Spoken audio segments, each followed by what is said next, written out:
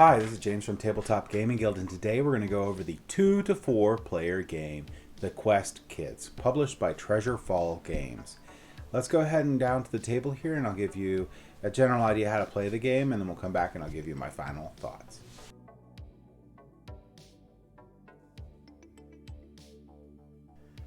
Alright, so this is what a typical setup of Quest Kids would look like.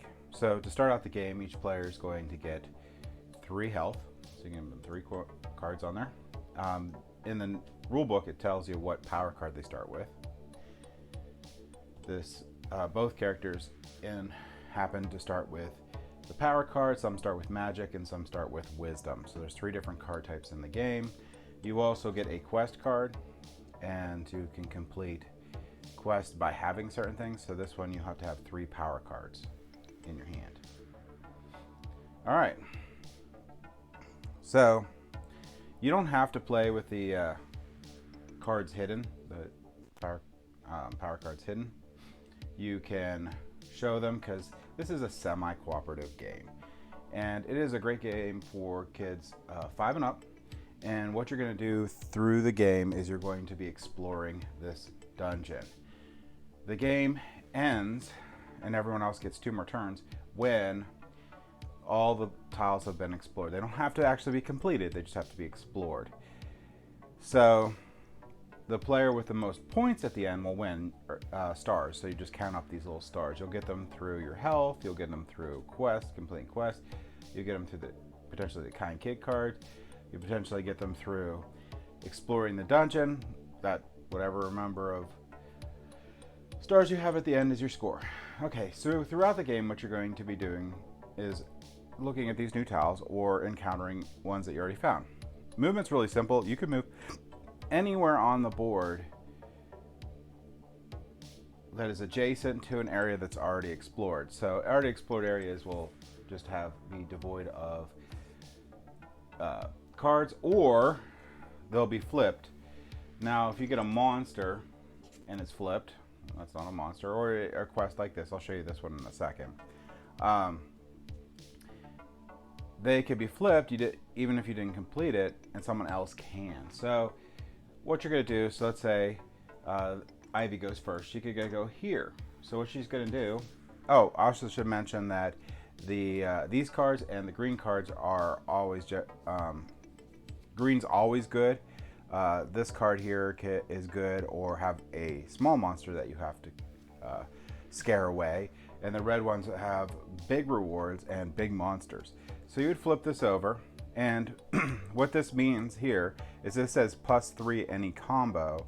That means that you could take 3 of anything that's on here. So you could take 3 of the magic cards, you could take 3 of the power cards, you could take 3 of the wisdom cards, or you could take 3 treasures. So the reason why you'd want to get a bunch of power cards is because later on, if you flip, let's say this one, which is not a monster, CS has need. So this one you would need 2 wisdom in order to get this gem and the card. And it comes with these really nice chunky gems in the game that you get to put on your player board when you complete these cards. So it's a really nice, cool thing for kids. Now, you will also get 3 points too from the stars. Now, if you had, so let's say each player has 1 power card. So Noah has 1 power card and Ivy has 1 power card. The only way that we could get there is a path would have to be cleared to it.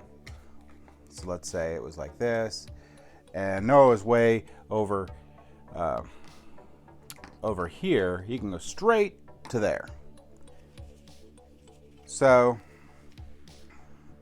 once you land on that, you can try to complete it. Now you notice that Noah only has 1 power card. However, Noah can ask for help, and in turn order, anyone can contribute to completing this objective. Now, if Ivy throws in a wisdom also, and they complete it, what will end up happening is Noah will get this cool token. They can put over here and then flip over and they get the cool gem. And the gem's also an indicator of like how many are left too, because these cards are flipped over. So But Ivy, the player playing Ivy, gets a kind kid card. And kind kid cards are really, really cool. So they can do things like this one just simply gives her points. So she just put it there. She got points. She almost got as many points as Noah from just helping. Some give 2 treasure and a point. Some give an extra turn.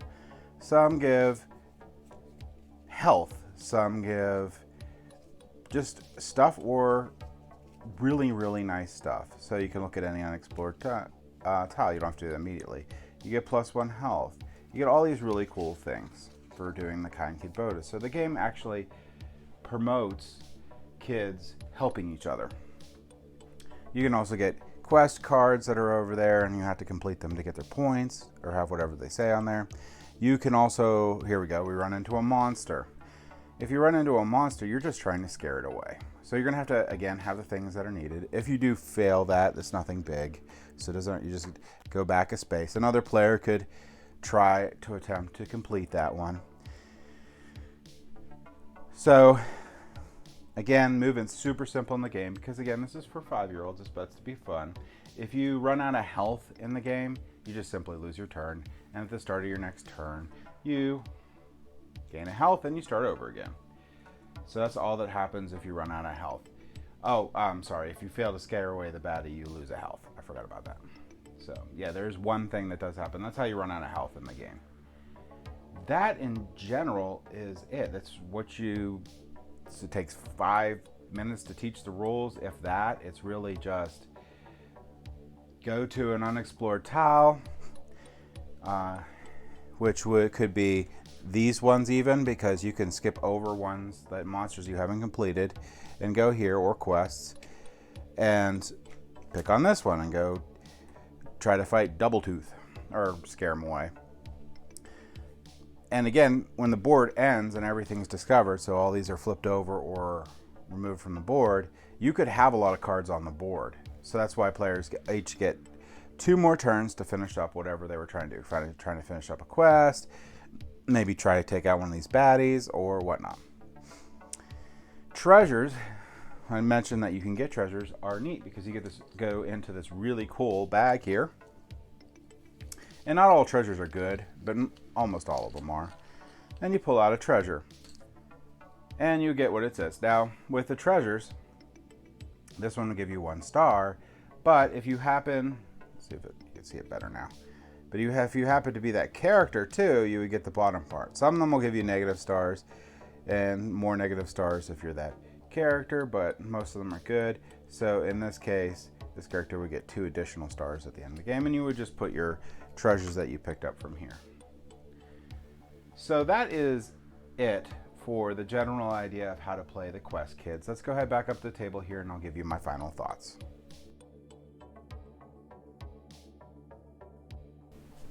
Okay, so this is the Quest Kids. It is amazing.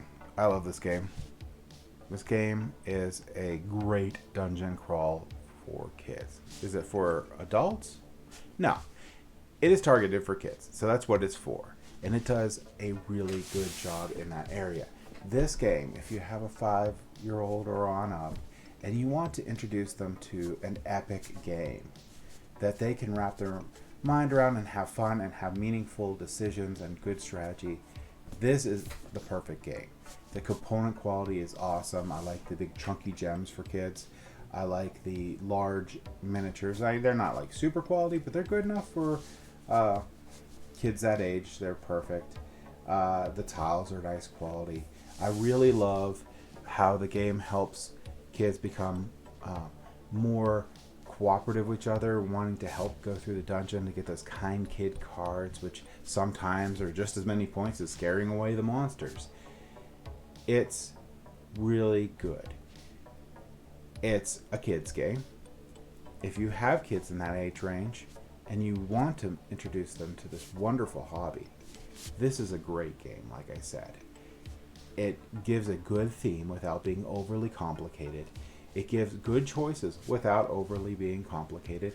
Now, can a 5-year-olds play this game by themselves? No. You're still going to need to have adult guide them through the game, but not very much. And the point, I think, of this is to spend time with your child playing this game. Have a wonderful experience, basically, with your child. So this game does what it does very, very well. I highly recommend the Quest to kids. If you're looking, again, for playing a game with your son or daughter, 5 and up, and trying to get them into the hobby and have a great night, this is the game for you. Thank you for watching.